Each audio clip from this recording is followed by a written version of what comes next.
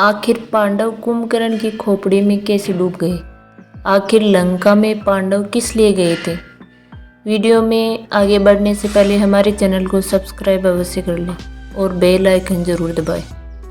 ये कथा द्वापर युग के अंतिम चरण की है, जब महाभारत का युद्ध होने वाला था।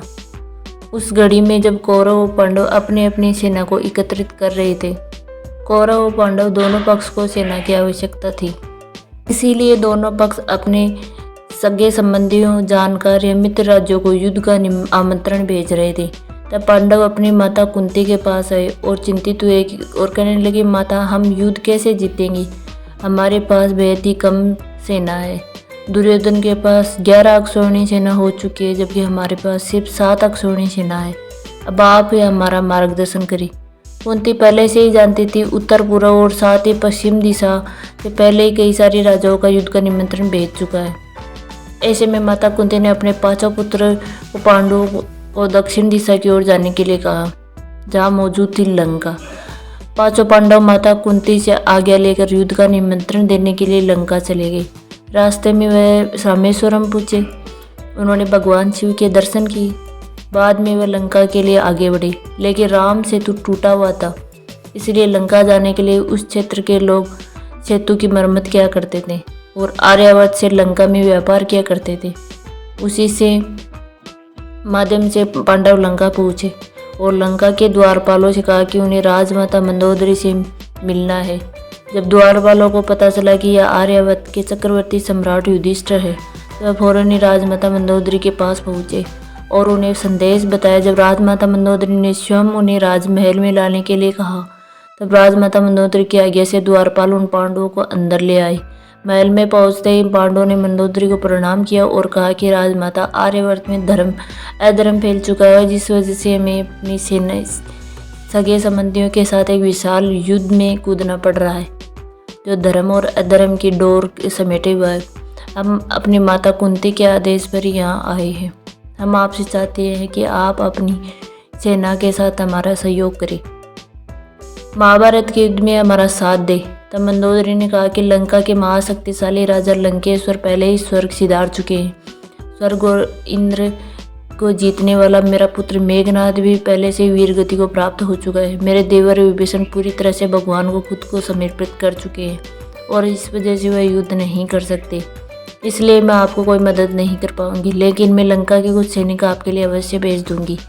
लंका की सहयोग मिलने पर युधिष्ठिर बहुत खुश हुए, लेकिन निराश हुए कि विभीषण जैसे महान प्रतापी राजा उनका समर्थन नहीं दे पाएंगे। रात्रि का समय हो चुका था। सभी पांडवों ने लंका में निवास किया और वहीं पर विश्राम किया। सुबह होते ही मंदोदरी ने पांडवों को स्नान करने के लिए भेजा।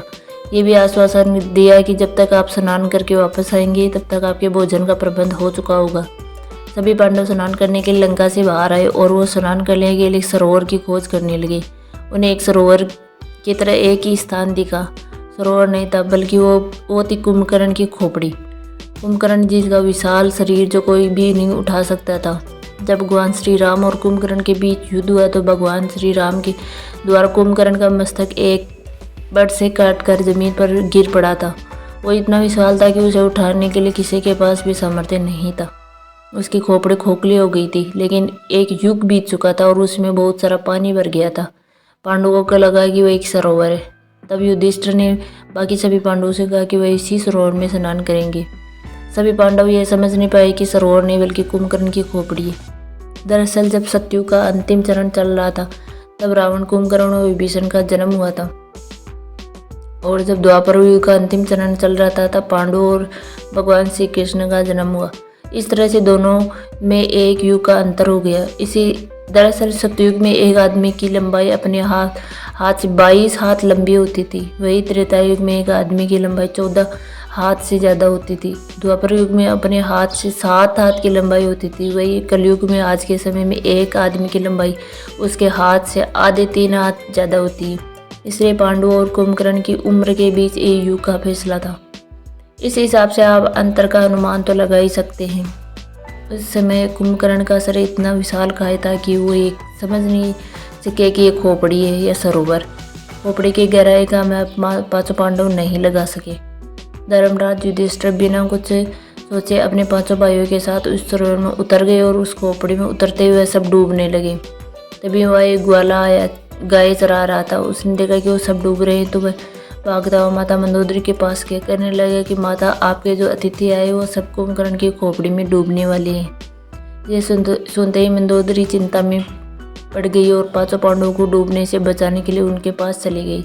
जैसे ही मंदोदरी खोपड़ी के पास गई तो उन्होंने उसे खोपड़ी को अपने हाथ से सरकाया। उसका जल नीचे की ओर उलट गया, जिससे 5 पांडव जल के प्रवाह में बहाने लगे। और तब मंदोदरी ने 5 पांडवों का हाथ पकड़ लिया और उन्हें जल से बाहर निकाला। वह सभी पांडवों को होश आया तो सभी पांडव हैरान रह गए। उन्होंने मंदोदरी से सवाल किया, आखिर इस सरोवर को आपने पलटाया कैसे?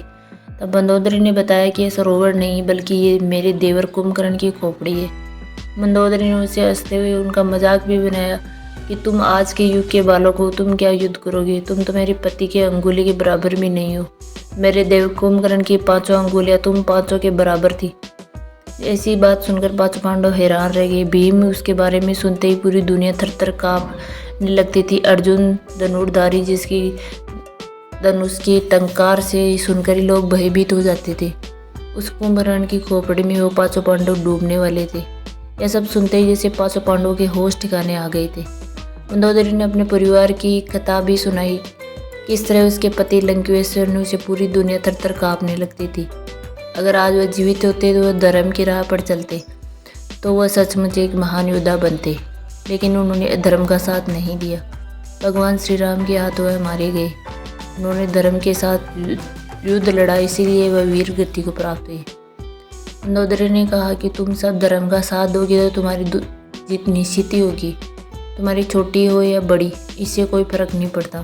और इस तरह 5 पांडवों को मंदोदरी से खास सीख प्राप्त हुई। इससे जुड़ी हुई एक और खास प्रथा है, जहाँ पर वर्णन मिलता है कि 5 पांडव मंदोदरी के पास उनके राज्य की सेना को मांगने गए तो विभीषण पहले से युद्ध से उब चुके थे, क्योंकि वो खुद को भगवान श्री राम को समर्पित कर चुके थे।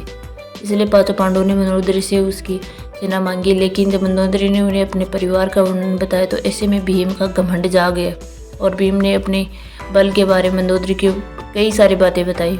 जिस तरह मंदोदरी ने एक सरोवर के नज़दीक ले गई। उन्होंने भीम से कहा कि वह बिना डूबे इस सरोवर को पार करके दिखाए, तो वह पूरी तरह उसके खुद भी और विभीषण को भी खुद युद्ध करने के लिए मना लेगी। भीम ने जैसे ही सरोवर में पाँव रखा, भीम डूबने लगा। ऐसे में भीम ने कहा कि ये सरोवर तो सीधा पलट लोग जाते, जिसमें बिना डूबे नहीं चल जाता। मंदोदरी ने उन्हें कहा कि ये किसी और का नहीं बल्कि स्वयं कुंभकर्ण की खोपड़ी थी, जिसके अंदर भीम डूब रहा था। विशाल का शरीर कुंभकर्ण जो इतना शक्तिशाली था, जिसको मरने के लिए स्वयं भगवान श्री राम को युद्ध भूमि में उतरना पड़ा। जब भीम ने कुंभकर्ण के इस बल और साथ इसके विशाल शरीर के बारे में सुना तो भीम भी हैरान रह गया। इन कथाओं के बारे में आपका क्या ख्याल है, कमेंट बॉक्स में ज़रूर बताएं। और वीडियो को लाइक करें, शेयर करें, चैनल को सब्सक्राइब कर लें और जय श्री राम कमेंट में अवश्य लिख दें। Thank you.